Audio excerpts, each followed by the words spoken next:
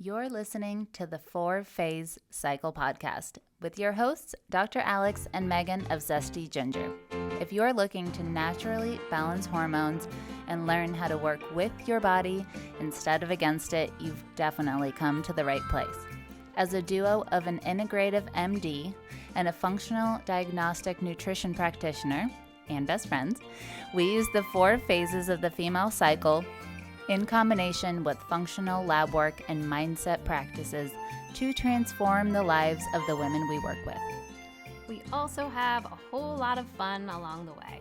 If you're new around here, it's best to start with season 1 before jumping around and plan to roll up your sleeves.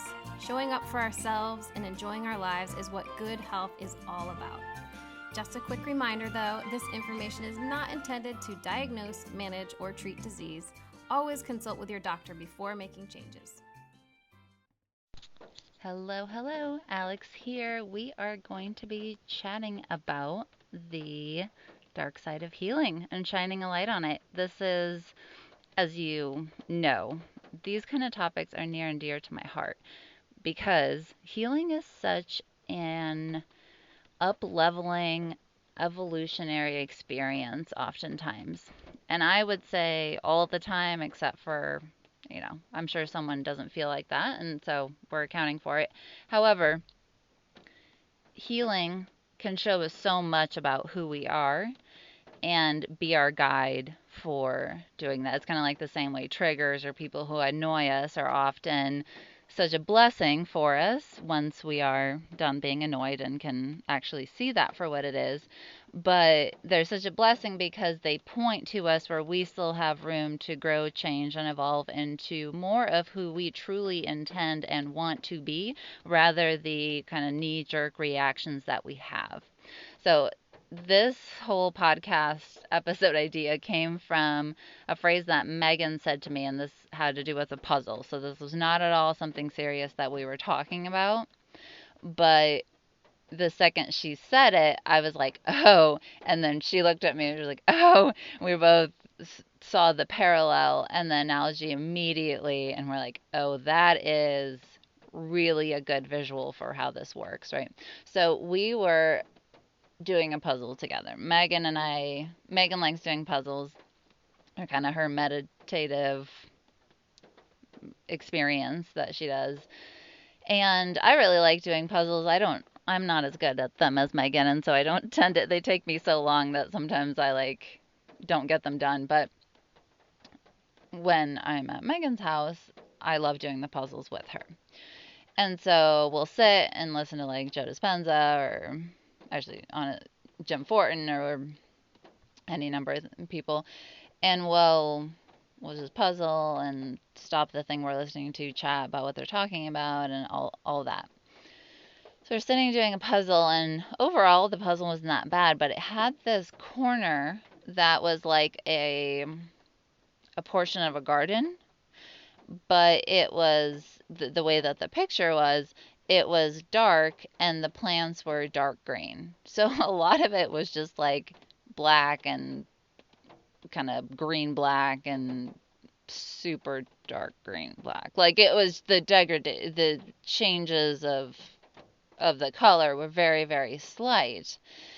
And there were multiple times where we tried to do that section, but for the way that life shakes out, for moms especially, right, is that usually there's time more in the evening and when it's later to be doing that kind of stuff.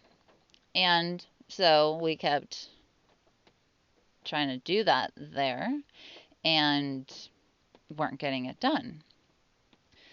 And then eventually the rest of the puzzle got finished and we were sitting there that second to last night essentially, and we kept trying to do it and we kept not finding the puzzle pieces, and finally it just got late. We're like, whatever, let's go to bed. So the next day I wanted to meditate for longer than I normally do, so it was like about an hour and a half, and I just stayed in the room that I stayed at Megan's house, which is super nice because one of her daughters shares her room with me. And And so I was hanging out in there, and Megan had gotten up, but her husband had taken the kids to school, and she was just like, oh, hey, this puzzle's here. Like, there's only a little tiny section left to do, like at the bottom left corner. And so she sat down and was working on it. And by the time I came out, she had finished it. So I looked at it, I was like, oh, that's so cool. Nice job on finishing it. You know, that part that, and I said that section was really hard. Um, and she said, kind of off the cuff, she goes, oh, it wasn't that bad in the light. And that was when we both had that realization of, when you're on a journey, a lot of times there's kind of a portion, whether we are working on our health, it's a little more tangible, or even just the experience of evolving. So you're doing kind of the shadow work stuff, right? The kind of looking at the beliefs you hold that aren't conducive, and the overall sensation is that it is just kind of a difficult process to excavate some of this stuff, right? Because the healing, you get some bumps in the road and some things aren't that clear. So for healing, this is the equivalent of the not having the light is not understanding why your symptoms happen. That is my and Megan's personal belief of why that feels as hard as it does.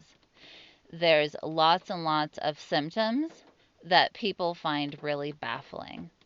Everything from, oh, hey, there's a, I have tried everything to lose weight, and I'm down to 500 calories a day, and somehow I'm still gaining weight, right?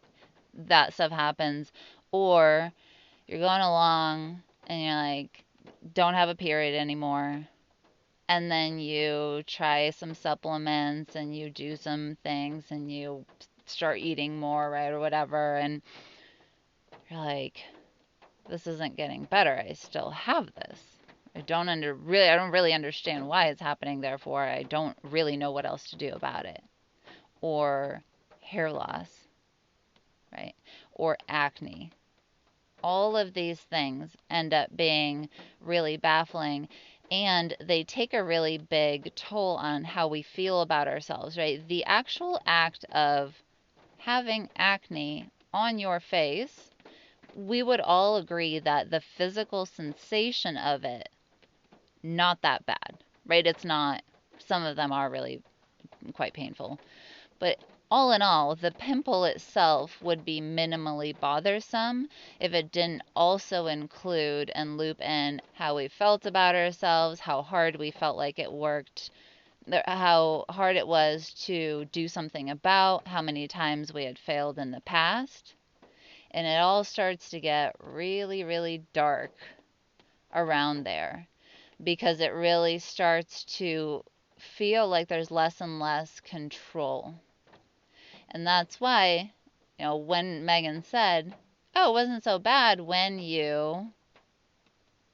I did it in the light, this is why we spend so much time and so much, effort to really talk about how the body works and give people the manual to, here's why I'm experiencing what I'm experiencing, and therefore I know what systems I'm mucking around with, right?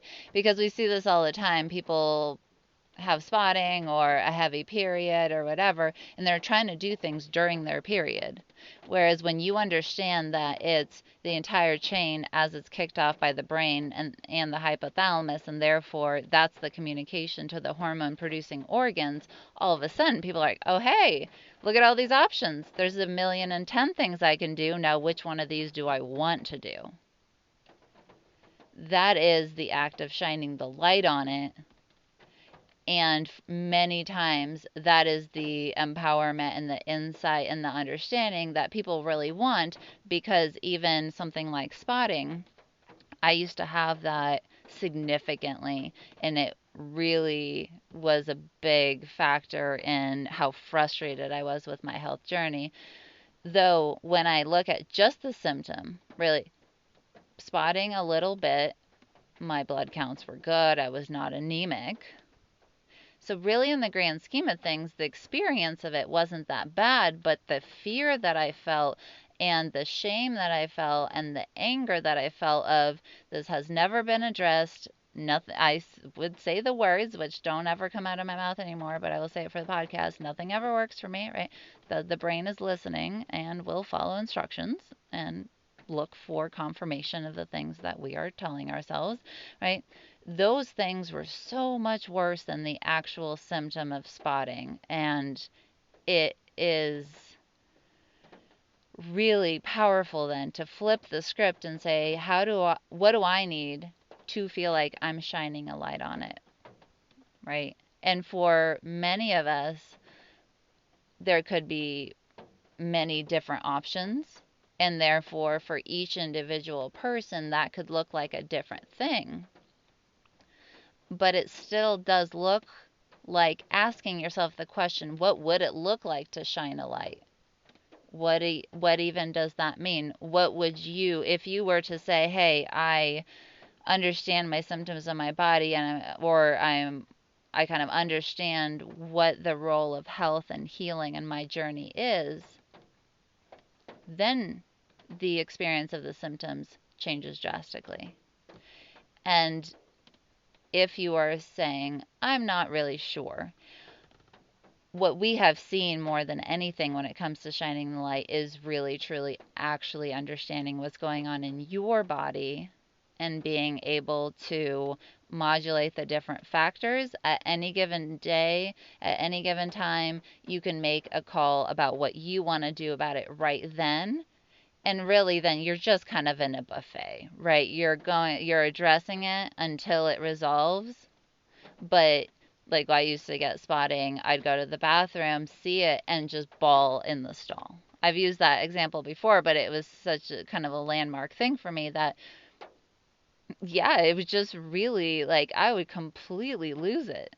It was just, it felt so out of control. I never knew what to do about it or what it meant or anything.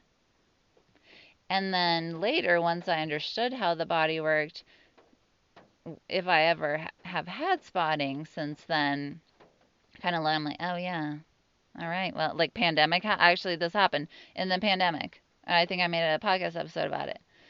The pandemic hit. I got stressed out and was reacting to the many changes and working in a hospital setting and all sorts of stuff, right? It impacted my cycle. My brain felt significantly less safe and my cycle shifted. But when that happened, I knew exactly what it meant. So therefore, when it happened, I wasn't like, oh my God, no, I'm going back there. What does this mean? What, I need to go see someone. I was kind of like, yeah, there's a pandemic. Some of my stuff is going to be off a little bit. What do I need to do to support myself through this until my body takes care of it? And then I had very few feelings, emotions. I did not lose my cool. I did not cry in the bathroom stall. None of that happened. So that is the kind of sales pitch for why it's so important to ask yourself, what do you need to feel that way? And education is just one of the answers. I do think it applies to a lot of people. The other aspect of this is shining a light on beliefs. So a lot of times people don't want to look at their health beliefs because they're scared about that means, right? The darkness is there. And they're like, man, if I open that lid, I don't know, A, what's going to come out, and B, if I can handle what comes out. And this is the kind of thing that keeps people really stuck. For me, that looked like nothing ever works for me. That was one of them, right? Because I had failed so many things that I perceived as, oh, this is going to be the thing that works. That's just, if I could just find the one thing next that fixes it, that's perfect. I just need to find that one thing. And because I reinforced that by talking about it and proving it to myself over and over, I would do stuff like, I'd see an Instagram post about some supplement. I'd be like, ooh, I'd go read about it, convince myself I needed it, buy it, and then not surprisingly, most of the time, it either helped marginally, temporarily, or not at all, which is why I had a huge supplement graveyard, right? And therefore, when that happens, I just kept looking for things in my environment and in my experience to prove that nothing ever worked for me. And boy, did I do a really great job at that. Because if you look and you act like that, that is what you're going to get. And that's exactly what I got. This is not like I'm exempt from it. This is just the same stuff everyone else deals with. It's the same thing as people being like, I never lose weight or I never have energy or anything like that. And oftentimes those beliefs then, it really, it served me to hold on and not look at nothing ever works for me, because if I didn't have to take any sort of look at that, of that I could be, my interpretation could be telling my central nervous system an input that I didn't want the output of, then I was just recreating it. But it felt easier to, blame the supplements, blame the what was happening and the circumstances, and that was that. But the cool thing about shining a light on it when you are up for, and sometimes we're just not up for that kind of thing at the moment, but that doesn't mean we're not later. When we're up for looking at the thing and shining a light on what we believe in our role of perceiving and choosing to focus on certain things over others, what's cool about it is that once you shine the light on something and you see it for what it is, that inherently means its days are numbered. You can never shove an an unawareness of a belief back inside. You've seen it. It's out there. That's you know that about yourself. It's the same type of thing when Megan and I realized that we had learned as kids around our parents, we had, I'll actually just talk about mine because we had different flavors of it, but essentially in my family, um, my parents had really high expectations for us, especially my mother, which in some ways I'm very grateful for. And one of the things that came up time and time again was generally she was quite hard on me unless I was not feeling good, and then I didn't have to do the, extra math and the piano practice and the whatever, right? I got to hang out, be a kid, and do whatever. And so I wasn't sick as a kid, but then that kind of got parlayed more and more into the secondary gain of when I say, oh, hey, I want to have the type of business that impacts millions of women and improves the lives of millions of women in the world. And I'm doing that real big scary thing, like reaching out to book publishers, and oh man, oh, my chronic pain just flared. Oh, I guess I can't do that. And I had no idea it was this isn't conscious at all, right? I can talk about this now, but it was just, oh, I'm in a pain crisis. I'm not going to do anything. And for Megan, her stuff was when I don't feel good, then I can ask for help. But if I feel great, I have no problems. People are going to ask me to do stuff. And without healthy boundaries, you end up doing a lot of stuff, right? So in different ways, we kept saying we want to heal. But then when you use the lack of healing and it gives you some sort of benefit, you can see pretty quickly why we were not getting better, why there was some components of that. And of course, that is not the only thing at play. The healing and the experience of sickness and all of that is much more complicated as you're listening. This is season 11, so obviously. However, these things are the things that we really didn't want to look at. It was super scary to sit there and admit, and now I've processed it enough that I'm putting it on the podcast, obviously. So I've come to terms with it well, but in general, it does kind of suck to admit that there's something like that that's going on, and the second that you do and it's out in the light, you can't ever go back to realizing you're not doing that. And so at some point, it's not that we're like, oh, that's why we're doing it. Oh, that's so silly. We'll just stop. there was a whole process in terms of addressing the belief, figuring out why we thought that, kind of habits that we had created around that. All of it got taken into account and unpackaged, and certainly was a process. But that's what I mean by its days are numbered. It's not that it's gone once you look at it, but it sure is getting resolved, because once it comes up again and again, you're not going to make that choice, because obviously there's a reason that you're saying you want a certain outcome. We were like, we can't we care more about serving women than we do about beating the drum of, no, but really it's true that I don't feel good. Like, in the grand scheme of things, we're like, I could make an argument for my sickness and talk about how, oh, no, it's never anything.